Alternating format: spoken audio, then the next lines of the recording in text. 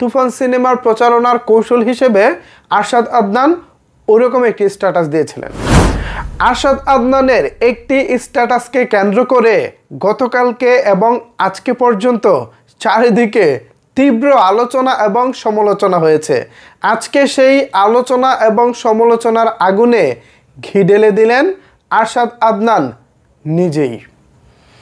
শাহরিয়ার শাকিল তুফান সিনেমার প্রযোজক এবং আরশাদ আদনান এক হয়েছেন আজকে একটি ওই স্ট্যাটাসের পরে, মানে গতকালকে যে স্ট্যাটাসে মূলত চারিদিকে আলোচনার জন্ম নিয়েছিল ওই স্ট্যাটাসের পরে আজকে নতুন একটি স্ট্যাটাস এসেছে।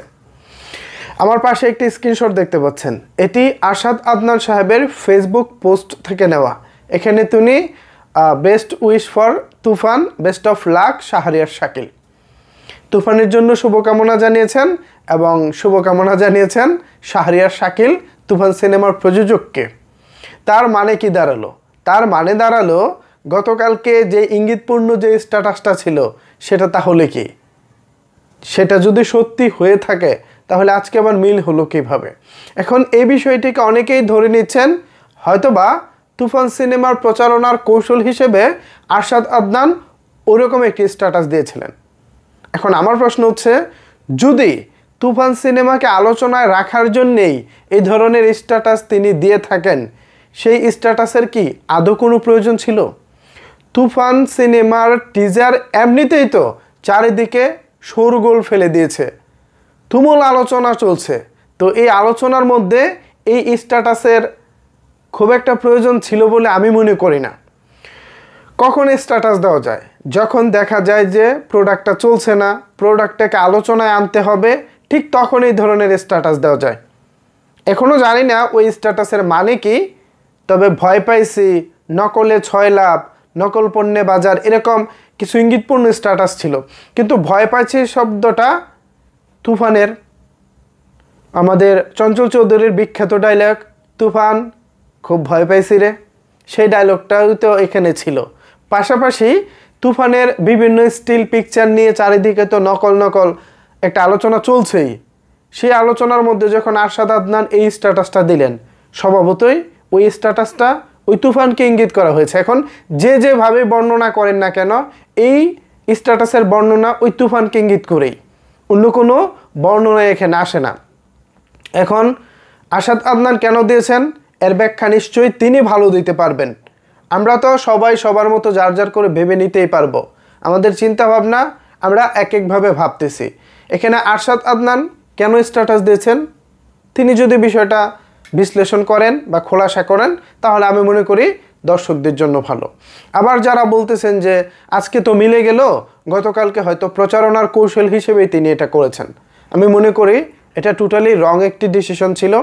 এতে করে অনেক সাকিবিয়ান, অনেক সিনেমা প্রেমী আরশাদ আদনানের উপরে মনক্ষুণ্ণ হয়েছেন, বিরূপ প্রতিক্রিয়া দেখিয়েছেন। আমি জানি না এই স্ট্যাটাসে আসলে আরশাদ আদনান সাহেবের কতটুকু উপকার হয়েছে, ভালো হয়েছে, যদি সিনেমার প্রচারণার কৌশল হয়েও থাকে। আমি মনে করি না এটা তুফানের প্রচারণার কৌশল ছিল বা এই ধরনের প্রচারণার কৌশল অবলম্বন করা উচিত। এত বড় একজন মানুষকে নিয়ে নানা মানুষ নানা কথা গত 2 দিনে বলেছে, মানে গতকালকে বিকেল থেকে আজকে রাত পর্যন্ত সব খেল খতম তো হয়েছে, কিন্তু ওই পোস্টের ব্যাখ্যাটা আসলে কি? যাই হোক, 2 প্রযোজক মিলে গেছেন, এতে আমরা সন্তুষ্ট। আশা করি সাকিবিয়ানরা, কি বলবো, ওই পোস্টের ব্যাখ্যা তো পাইনি, আমি তো আপনাদেরকে একটা রেজাল্ট দিতে পারবো না যে এটা করে ফেলেন। যাই হোক, ওই পোস্টের ব্যাখ্যার অপেক্ষায় রইলাম।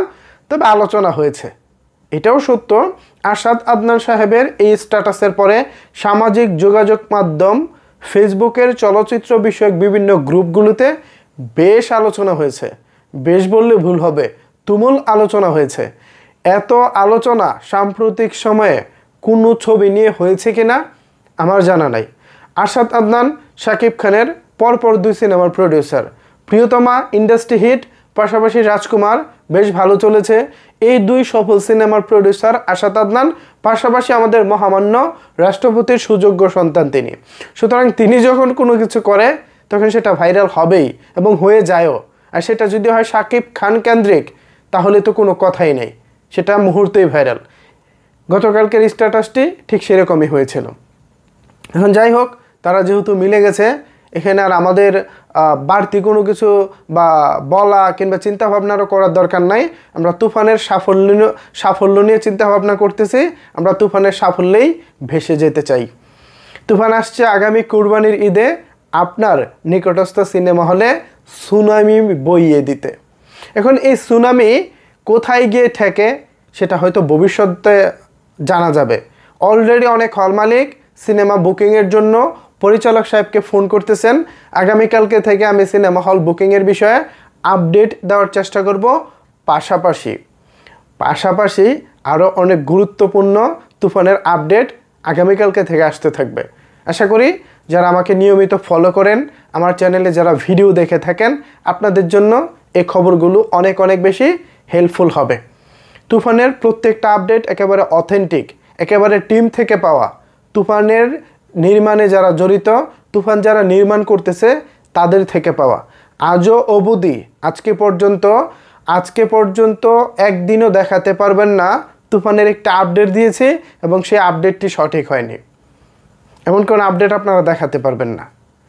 এত নিউজ করি, প্রতি মাসে তো কম করে হলেও অন্তত শখানেক ভিডিও বানানো হয়। ডেইলি যদি অ্যাভারেজে 3টা করে ভিডিও ধরি, মাস শেষে 90-100 হয়ে যায় ভিডিও। সুতরাং বুঝেন, 100 ভিডিও দিলে সেখানে 2-1টা এদিক সেদিক হতেই পারে। সেসব বিষয়কে ক্ষমামার্জিতভাবে দেখবেন।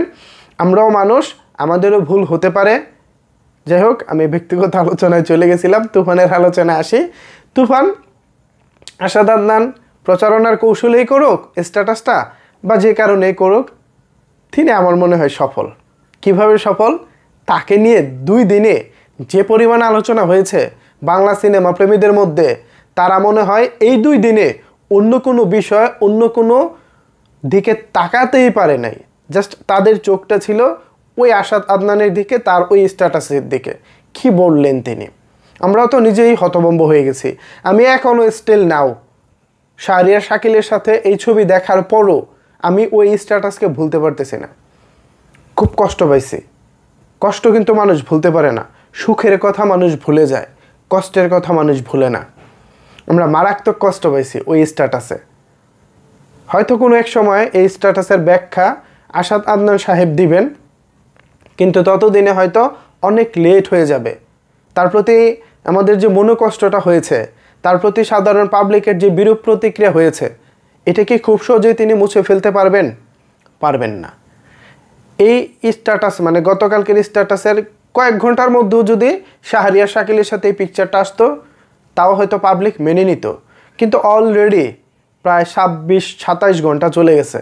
এই 27 ঘন্টা পরে পরবর্তীতে আরেকে পিকচার যাই আসুক, পাবলিক হয়তো মনে করব ঠেলার নাম বাবাজি, সুজো হয়ে গেছে, নানা রকমের কথাবার্তা বলবো। যাই হোক, এটা আপনাদের ব্যাপার, আপনারা কে কীভাবে দেখছেন। সো এই ছিল আপাতত তুফান সিনেমার সর্বশেষ আপডেট এবং সব খেল খতমের বিষয়ে আমার আলোচনা। এখন এই বিষয়ে যদি আপনাদের কোনো কিছু বলার থাকে, তাহলে অবশ্যই সেটি নিচের কমেন্ট বক্সে জানাতে পারেন।